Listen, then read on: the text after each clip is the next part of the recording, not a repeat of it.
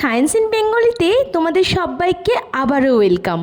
আমি সুস্মিতা ম্যাম নিয়ে এসেছি তোমাদের জন্য একটা এক্সাইটিং লাইফ সায়েন্স ক্লাস।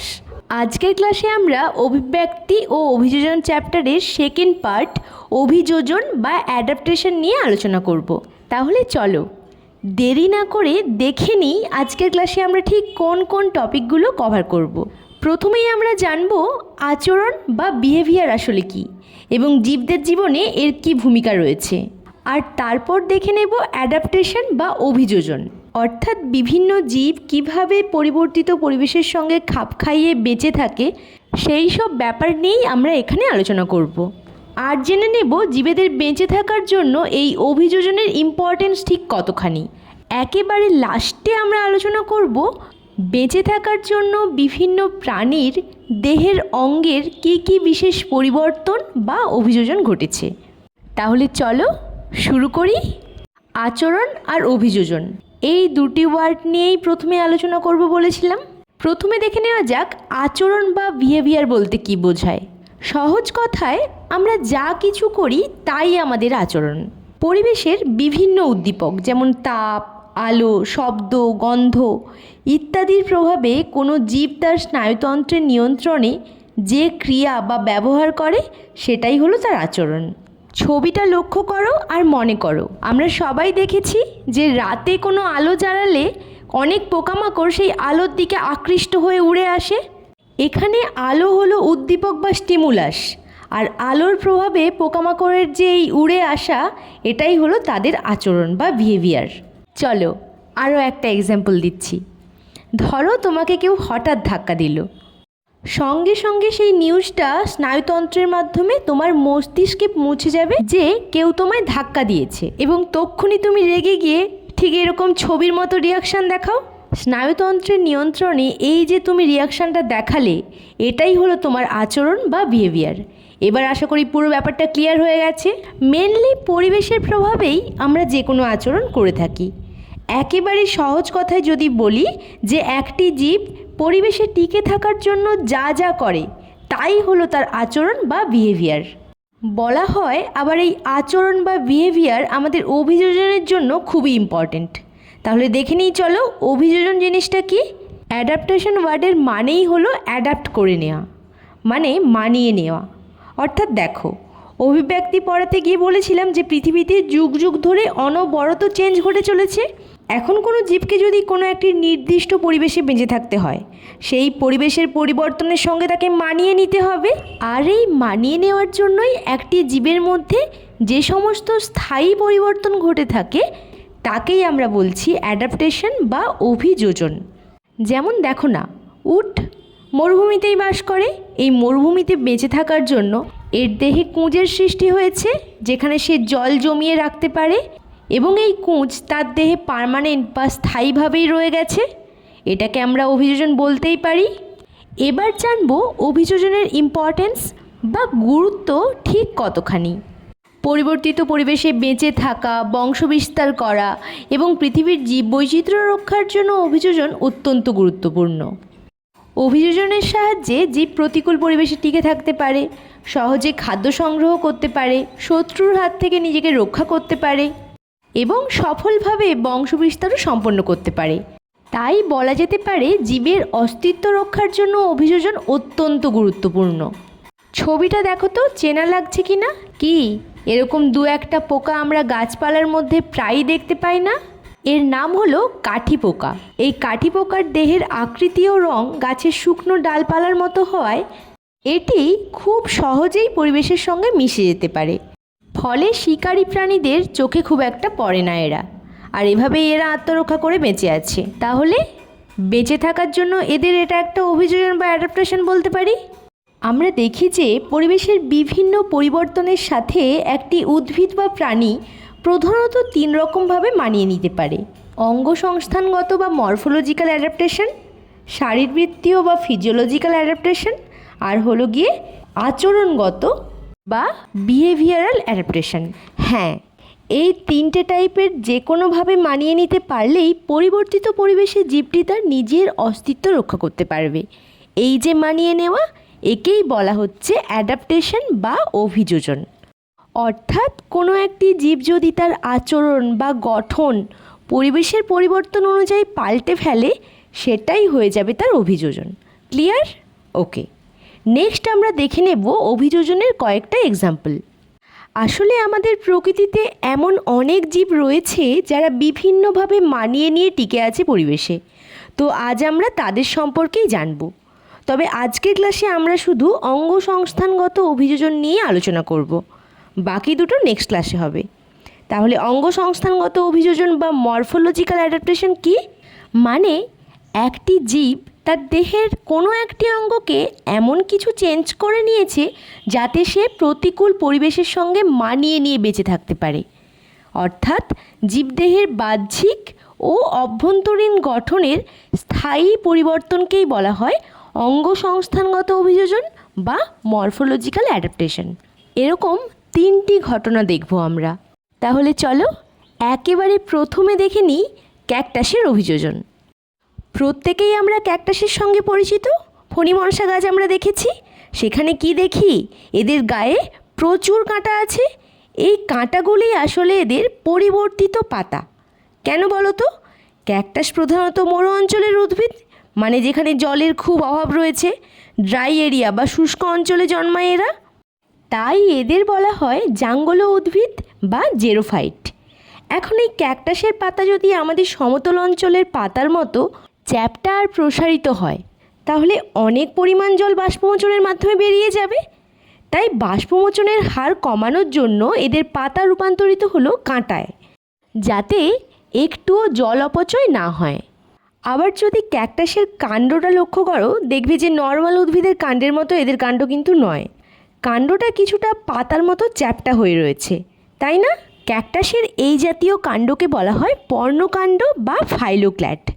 যেহেতু কাণ্ডটা পাতার মতো দেখতে, তাই একে ফাইলোক্ল্যাড বলা হচ্ছে। এখন তুমি নিশ্চয়ই ভাবছো যে এমন স্ট্রাকচার হওয়ার দরকারই বা কী ছিল, তাই না? কারণ মরুভূমিতে তো জলের অনেক অভাব রয়েছে। এই রকম প্রতিকূল পরিবেশে বাঁচতে হলে উদ্ভিদটাকে তো জল জমিয়ে রাখতে হবে প্রতিকূল পরিস্থিতির জন্য। কারণ মরুভূমিতে মাটির অনেক গভীরে জল থাকে, কিন্তু ক্যাকটাসের মূল অতটাও দীর্ঘ হয় না যে মাটির গভীর থেকে জল শোষণ করতে পারে। তাই সে জলটা জমিয়ে রাখে তার কাণ্ডের মধ্যে। এই কারণে ক্যাকটাসের কাণ্ড মোটা, চ্যাপ্টা, রসালো ও পাতার মতো দেখতে হয়।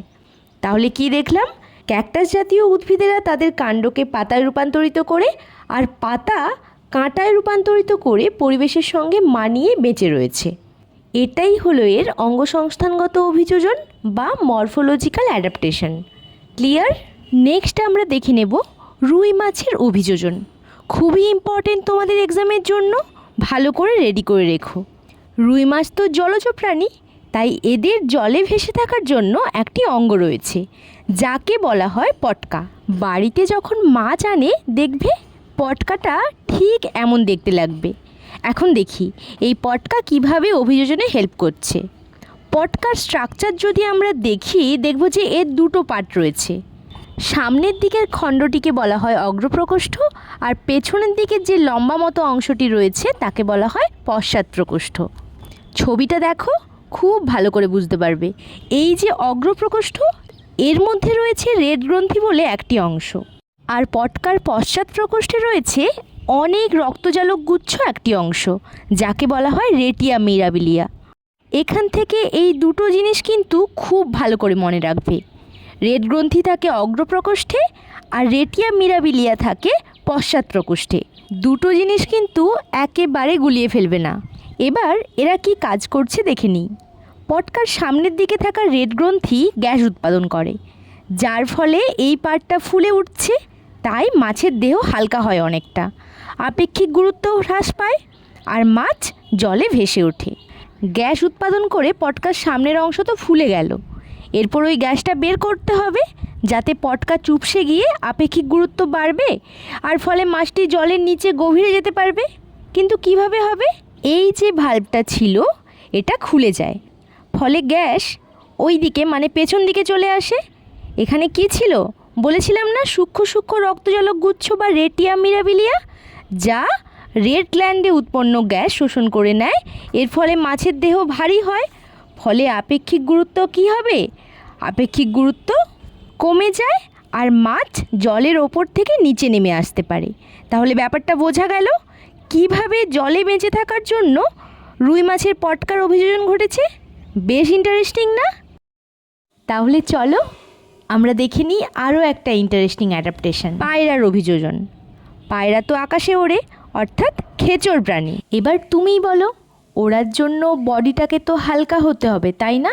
ওড়ার প্রয়োজনে দেহটাকে হালকা করার জন্য এদের কয়েকটি অভিযোজন ঘটেছে।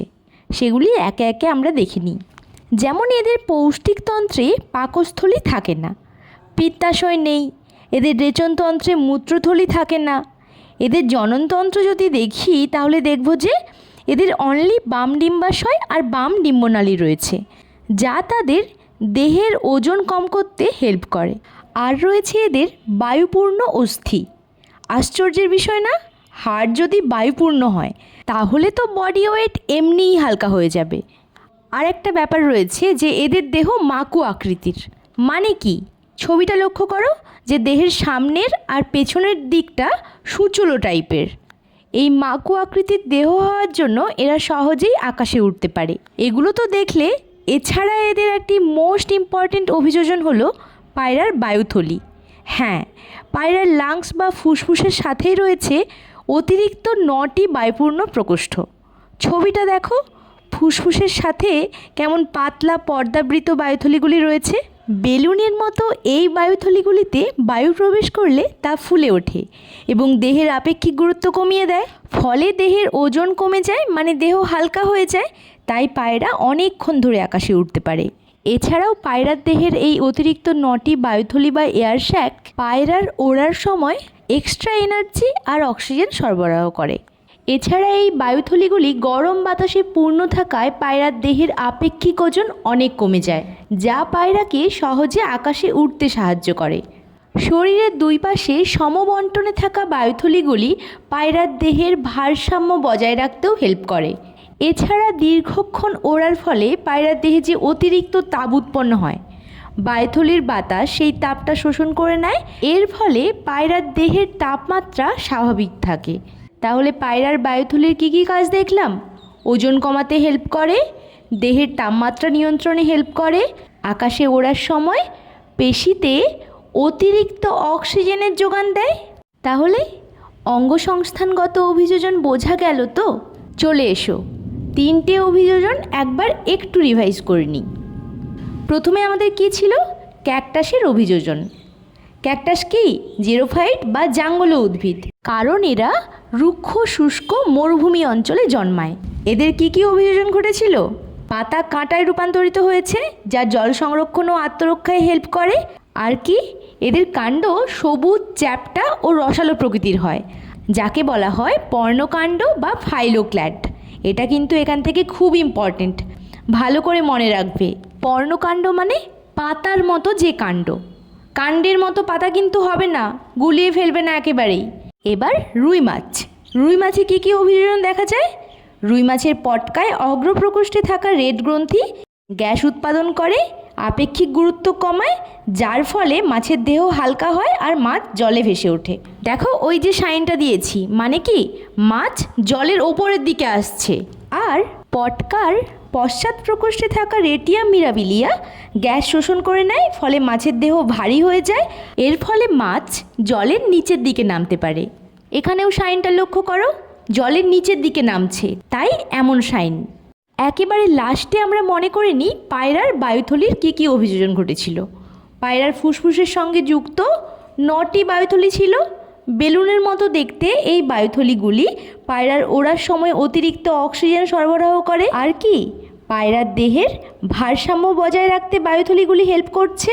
আর দেহের তাপমাত্রা নিয়ন্ত্রণে গুরুত্বপূর্ণ ভূমিকা পালন করে এই বায়ুথলিগুলি। সামনেই তো তোমাদের পরীক্ষা, তাই ভাবলাম এখান থেকে কয়েকটা প্রশ্ন আলোচনা করে দিই, তোমাদেরও প্র্যাকটিস হয়ে যাবে। আচ্ছা বলো তো, রুই মাছের পটকার প্রধান কাজ কি? একেবারে ঠিক বলেছ, মাছের দেহের আপেক্ষিক গুরুত্ব নিয়ন্ত্রণ করে মাছকে জলে ডুবতে আর ভেসে থাকতে সাহায্য করে। তাহলে মনে আছে কিনা একটু দেখে নিই এই প্রশ্নটা। পটকার অগ্রপ্রকোষ্ঠে অবস্থিত গ্রন্থিটির নাম কি ছিল? একদম ঠিক, রেড গ্ল্যান্ড বা রেড গ্রন্থি। এবার বলো তো, পটকার কোন অংশটি গ্যাস শোষণ করে নেয়?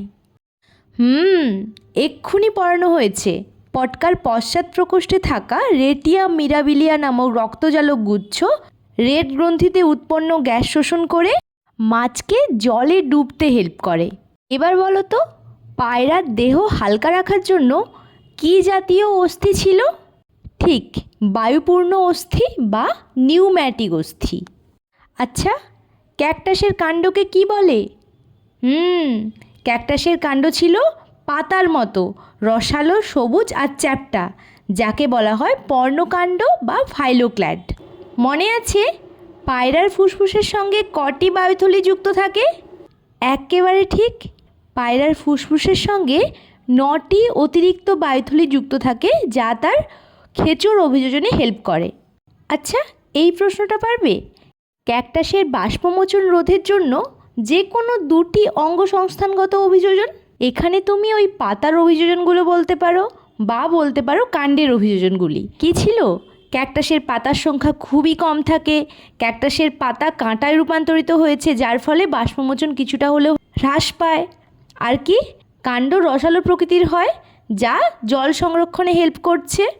আবার যদি প্রশ্ন থাকে যে মাছের গমনে পটকার ভূমিকা কী, মনে করবে যে পটকার 2টি প্রকোষ্ঠ, অগ্রপ্রকোষ্ঠে থাকা রেড গ্রন্থি আর পশ্চাৎ প্রকোষ্ঠে থাকা রেটিয়া মিরাবিলিয়া কী কী কাজ করছে সেগুলি আমরা লিখে দেব। রুই মাছের এই জলজ অভিযোজনটা কিন্তু খুব ভালো করে দেখে যাবে, পরীক্ষার জন্য বেশ ইম্পর্ট্যান্ট। এই প্রশ্নটা দেখো তো পারবে কি না। ক্যাকটাসের কাণ্ডের কাজ কী? এতবার ধরে আলোচনা করলাম কি হবে, যে কাণ্ড সবুজ হওয়ায় কাণ্ড সালোক সংশ্লেষ করতে পারে, আর কি কাণ্ড রসালো প্রকৃতির হয়, তার মানে এদের কাণ্ডে জল সঞ্চিত থাকে। এই প্রশ্নটা দিলেও কিন্তু ঘাবড়ে যাবে না একেবারেই। ক্যাকটাসের কাঁটা কিসের রূপান্তর? অবশ্যই পাতা হবে, বারবার বলেছি। তাহলে চলো আজকের মতো এই ক্লাসটা শেষ করছি। নেক্সট ক্লাসে নিয়ে আসছি আরও একটা ইন্টারেস্টিং টপিক, হ্যাঁ, শারীরবৃত্তীয় অভিযোজন। ততক্ষণ পর্যন্ত মন দিয়ে পড়াশোনা করো। আর আজকের ক্লাসে যা যা আলোচনা করলাম একবার নিজে নিজে রিভিশন দিয়ে নিও, কারণ সামনেই কিন্তু তোমার পরীক্ষা, এটা ভুলে যেও না একেবারেই। আর কমেন্টে জানিও কোন অভিযোজনটি তোমার সবচেয়ে বেশি ইন্টারেস্টিং লেগেছে। দেখা হচ্ছে তাহলে পরের ভিডিওতে।